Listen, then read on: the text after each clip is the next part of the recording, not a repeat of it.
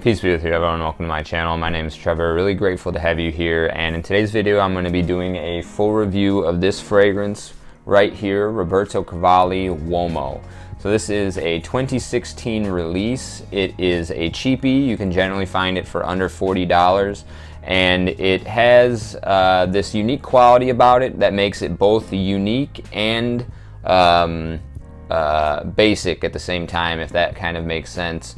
I'll get more into that description later on into the review. Overall, this is, I think, an underrated fragrance. It's not quite a hidden gem. A decent amount of people know about it, particularly because it has launched a number of flankers that are incredibly popular. However, they are very difficult to get a hold of. But yeah, so like I said, it's both unique and basic, and it's a little bit underrated. The perfumer behind this one is Christophe Renaud. He is also the same perfumer who has brought us Missoni Wave, which is gaining in popularity recently. So same guy that did this fragrance brought us the Cavalli Uomo.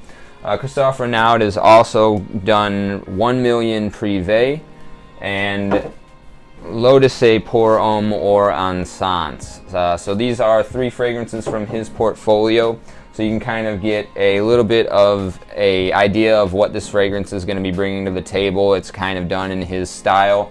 These all have a little bit of like a mildly sweet, sensual quality to them.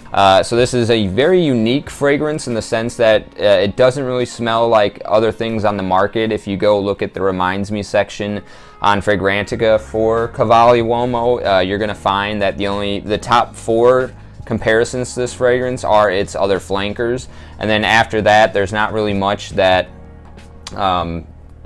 captures the same type of scent profile that this has. I have seen it compared, however, to Cartier's L'Envol. So the reason being is that this fragrance has, I'll put the entire note pyramid down over here, but it's got saffron, violet leaves, lavender, tonka, cedar, patchouli, and honey. So the reason that it gets compared to Cartier's L'Envol is because this is a floral honey fragrance. However, this is very bright and light in some sense, while this is kind of dark and syrupy and sensual.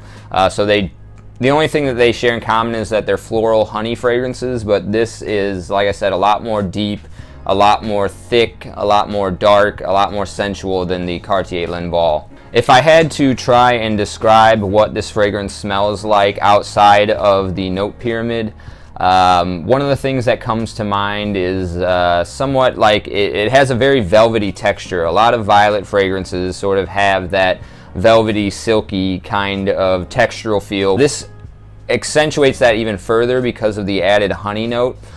So violet and honey are going to be the 2 main players that you get throughout the course of this fragrance. It is a little bit linear, so you don't get much of a progression. There is some. As it starts to dry down, there's a powderiness that comes out from the mixing between the floral components like lavender and violet and the tonka bean.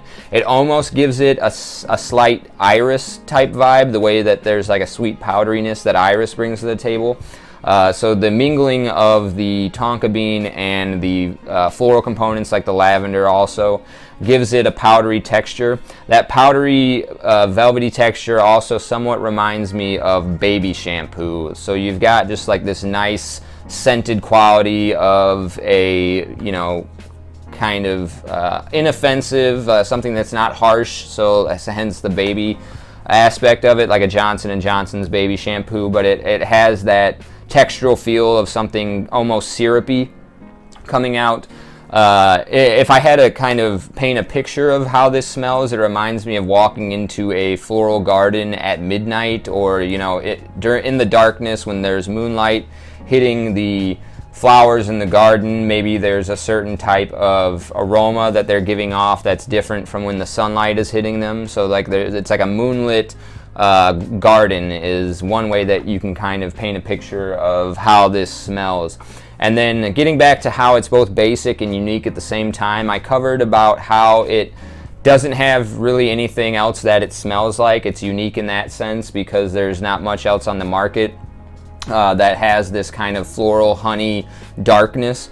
However, it's basic at the same time because it smells almost like when you first walk into a department store. Like there's, people have been testing fragrances in there, and there's just like a waft of designer quality fragrances in the air, and this just captures that sort of very generic designer feel. Like the quality of ingredients in here just smell like a generic mass of designer scents, but as you start to really digest the scent profile of this fragrance, it opens up into a very unique powdery, floral, velvety, sweet honey fragrance. So yeah, really strange how it's both very basic and unique at the same time, but it's definitely a quality about this fragrance that I don't really see elsewhere in my collection or in anything that I've tested.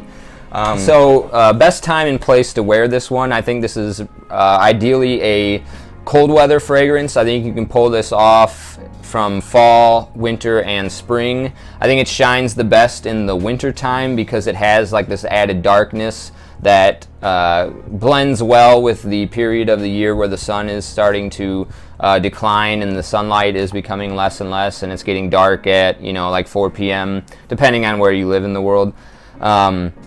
So yeah, it's very much a sensual, dark, cold weather fragrance. Because of the violet in there as well, it can be pulled off in the springtime pretty well.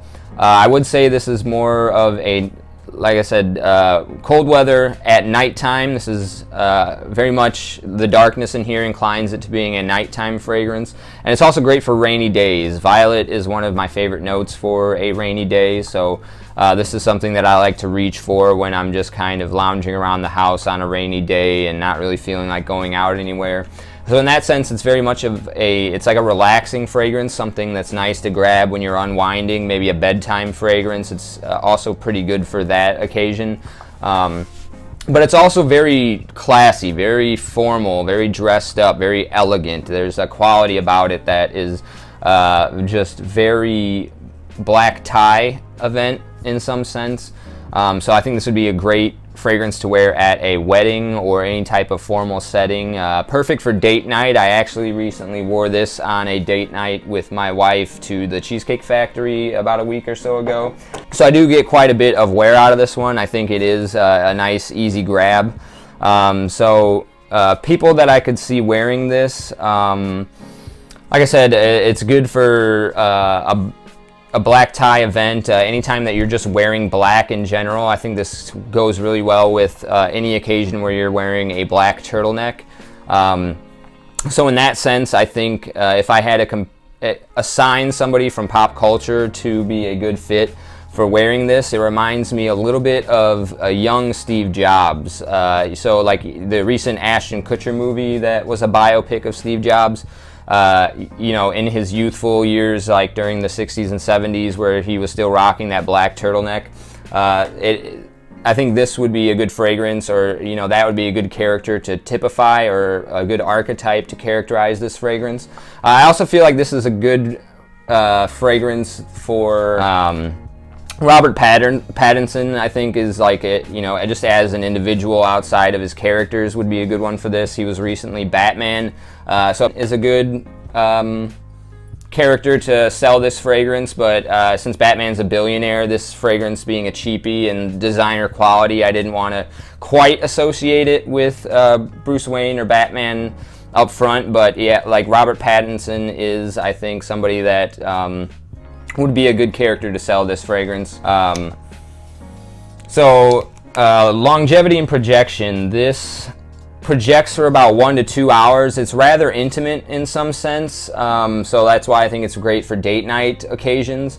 But the longevity is great. I usually get anywhere between like 5 to 7 hours on it, so it lasts the good majority of a work day. So you're going to get it's a quality fragrance in that sense. You're going to get good wear out of it. I don't think that it's something to pass on because of longevity or projection. So like I said, it's a little bit intimate, a little bit linear. It's got good longevity. It's a unique scent profile. It does have it's distinctively designer, so it's not niche quality in terms of its quality of notes, but it's niche in the sense that it is a unique fragrance. So if I had to give this a rating out of 10, I'm going to give this fragrance an 8 out of 10. Really enjoy wearing it. It's one of my go-to winter fragrances. It just has, you know, that nice sweetness from the honey, and then it's very dark for whatever reason. I think there's some patchouli in here that helps add to that darkness, and then they list black violet as the violet note in here. I don't know exactly what the difference in scent profile between regular violet and black violet is, but this definitely has a little bit darker of a tone to it than other violet fragrances that I have. I'll try to post either in the description or a screenshot on here for the best price that I can find this at right now. But like I said in the beginning, it is a cheapie, and you can generally find this for under $40 for sure, but sometimes under $30. So let me know if you've tried this one in the comments down below, and I'll be looking forward to doing a full review on the remainder of the flankers. I do own the entire collection from this line. Unfortunately, the flankers are all a little bit more difficult to find, so I wanted to cover this one first. Yeah, like I said, comment down below if you've tried this one, if you like it, if you didn't like it, and I appreciate you sticking with me to the end of this video. I'll see you in the next one. Take care.